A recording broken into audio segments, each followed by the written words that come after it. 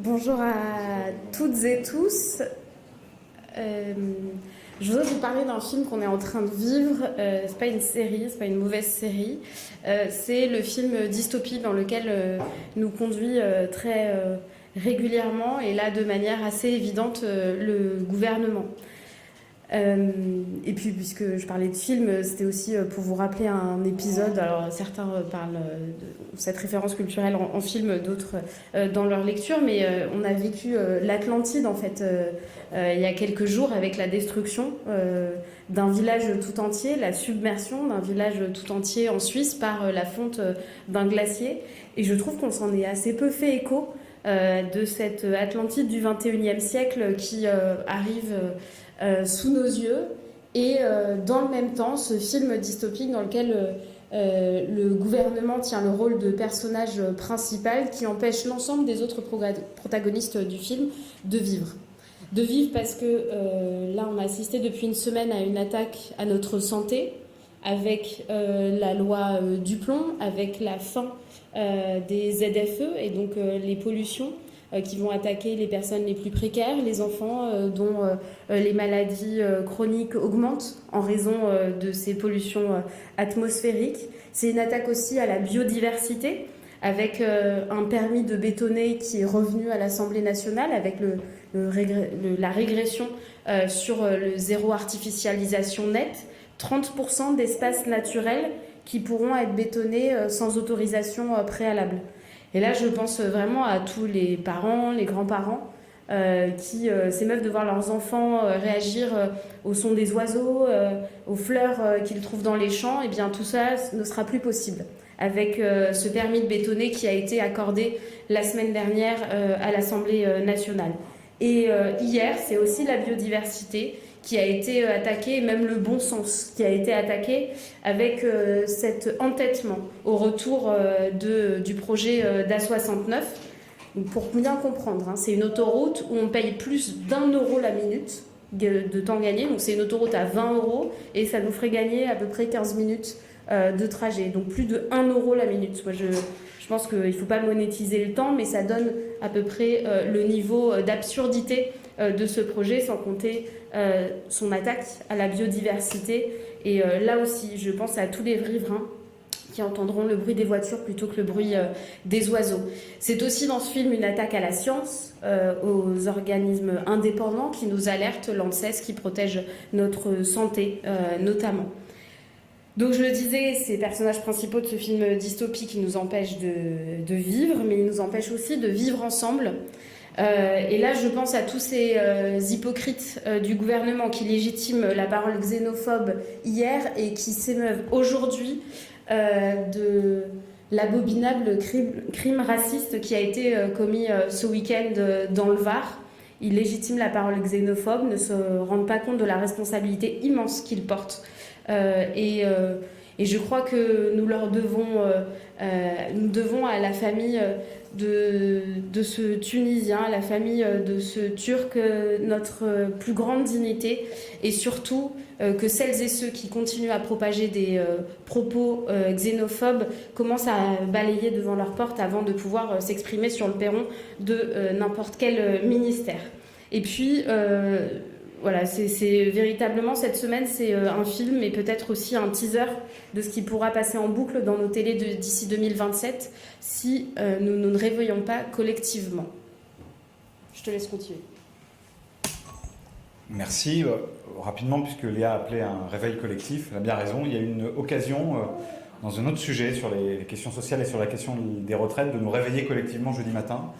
Et nous appelons l'ensemble de nos collègues attachés à la démocratie, attachés à l'expression du dialogue social et de la mobilisation sociale qui a eu lieu en 2023, à voter la résolution de nos collègues du groupe GDR, communistes et ultramarins, jeudi matin, visant à exiger l'abrogation de la réforme des retraites, de la retraite à 64 ans.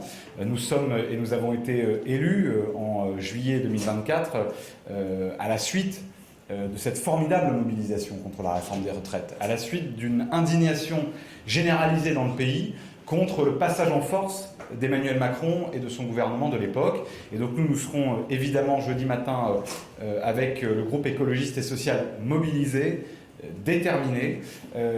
Chacune et chacun sera face à ses responsabilités et face aux Françaises et aux Français qui, à plus de 7 sur 10, à près de 9 actifs sur 10, ont exprimé dans chaque enquête d'opinion, dans chaque mobilisation sociale, jusque dans les élections européennes et législatives, leur volonté d'abroger cette réforme des retraites. Voilà, personne ne pourra se défiler et nous attendons avec impatience ce jeudi matin pour envoyer le signal qu'il faut en finir avec cette réforme des retraites et qu'on ait enfin un vote à l'Assemblée nationale, ce qui devrait être la règle, ce qui devrait être la norme dans une démocratie censée être assez parlementaire comme la nôtre. Ce dont nous avons été privés, soit par le 49.3, puis par l'obstruction des macronistes ou par les contournements de textes par Mme Le Pen quand elle a fait croire qu'elle voulait abroger la réforme des retraites alors qu'elle ne voulait pas le faire, et bien là nous sommes dans un instant de vérité avec un texte qui est clair et nous remercions, nous saluons cette initiative de nos collègues du groupe GDR à laquelle évidemment nous nous associerons par notre mobilisation. Et nous sommes disposés à répondre à toutes vos questions. Sauf si vous n'en avez pas.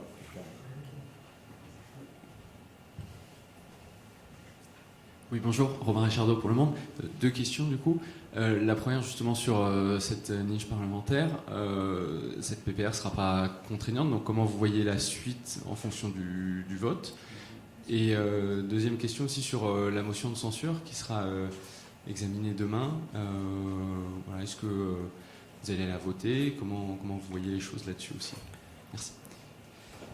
Bon, d'abord... évidemment, c'est une résolution, puisqu'à chaque fois que nous avons voulu faire un texte qui, lui, était contraignant et avait valeur normative, on a eu ici des manœuvres d'obstruction venant de la présidence même de l'Assemblée nationale. Souvenez-vous, c'était dans la précédente législature, qui a déclaré irrecevable la proposition de loi du groupe Lyotte. Puis nous avons eu une obstruction au moment de la niche de nos collègues du groupe LFI, une obstruction des macronistes et de LR qui était à bien des égards scandaleuse. Donc nos collègues GDR ont trouvé le véhicule qui permet qu'il y ait un vote. Je le dis, s'affranchir d'un vote, d'une résolution qui aurait rencontré, on verra ce que sera le débat, une majorité de parlementaires ici, ce serait de la part du gouvernement et du président de la République une forfaiture. Ce serait la trahison complète du bon fonctionnement démocratique de notre pays. Alors, nous nous y préparons parce que nous en avons l'habitude, malheureusement, mais là nous croyons qu'il faut apaiser le pays, qu'il faut remettre de la confiance de la part de nos concitoyens vis-à-vis de leurs institutions, vis-à-vis du Parlement, dont on voit bien quand même le détournement de différentes procédures, notamment la motion de rejet préalable, etc. Mais il est temps de restaurer de la confiance, et donc chacune et chacun prendra ses responsabilités. Nous, comme parlementaires, nous prendrons les nôtres en votant cette proposition de résolution, et ensuite nous exigerons, puisque ce sera un vote souverain de l'Assemblée nationale, que le gouvernement fasse son travail et que le gouvernement joue son rôle d'application des décisions qui sont prises ici. Et peut-être que Léa veut répondre sur la motion de censure. Alors, sur la question de la motion de censure, les écologistes voteront cette motion de censure. Je crois que notre détermination à ce que le gouvernement arrête sa folie destructrice de la planète, de nos solidarités, de la démocratie, n'est plus à démontrer. Je viens d'en parler tout à l'heure. Après, cette motion de censure, c'est une volonté de la France insoumise. Nous pensons que nous devons aller encore plus loin, notamment avec la société civile, qui nous permet aussi de faire bouger les lignes. Et nous comptons aussi et sur les organisations syndicales, elles nous savent à leur côté, et sur les associations environnementales de solidarité, pour continuer à empêcher des projets comme la PPL du plomb de pouvoir bien aboutir. Est-ce qu'il y a d'autres questions?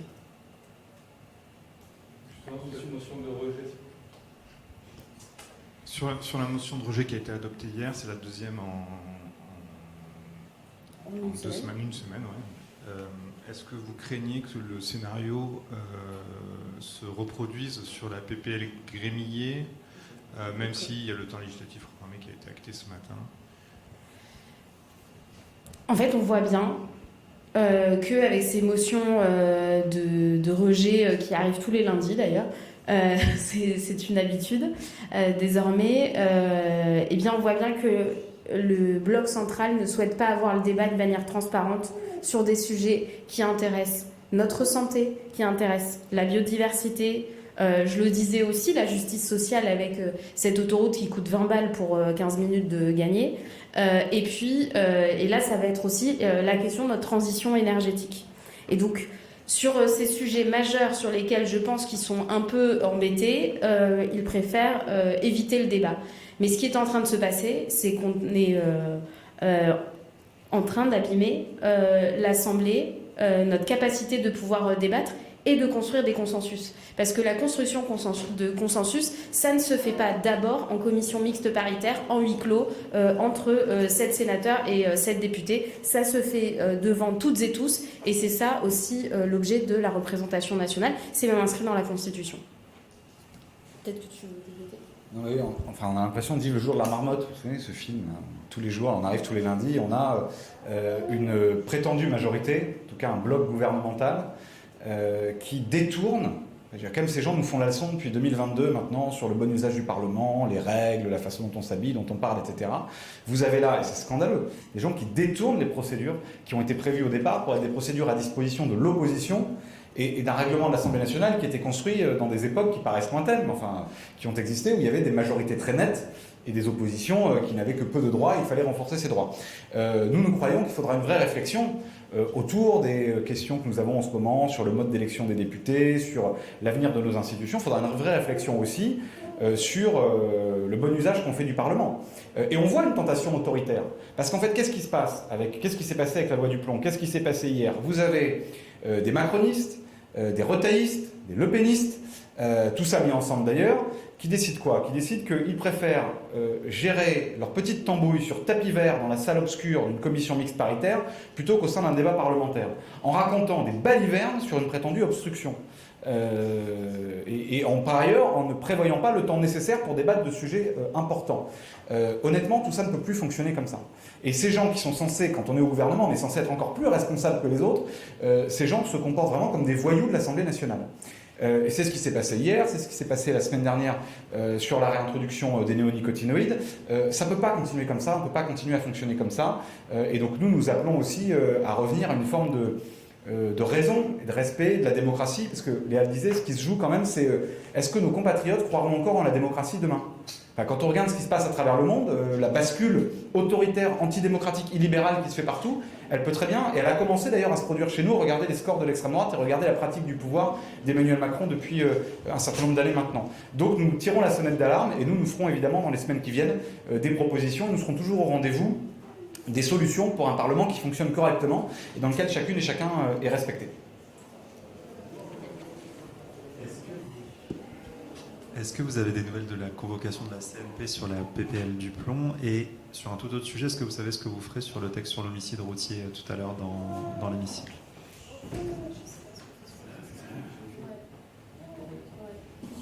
Sur le deuxième sujet, je vous renvoie vers Sandra Hugol, qui est notre chef de file, parce qu'on n'en a pas encore discuté en réunion, et on n'a pas de nouvelles. Je regarde, on n'a pas de nouvelles non plus sur la convocation de la CMP. Est-ce que vous souhaitez une réforme sur la proportionnelle? Est-ce que vous la souhaitez rapidement? Comment est-ce que ça évolue?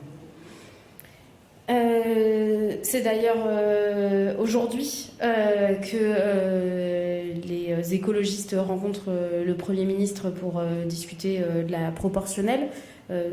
Voilà, c'est pas un secret, les écologistes sont en faveur d'une révision du mode de scrutin, de la proportionnelle, depuis de nombreuses années. La question, c'est est-ce que ça doit être fait à la sauce Bayrou ou à la sauce de la démocratie?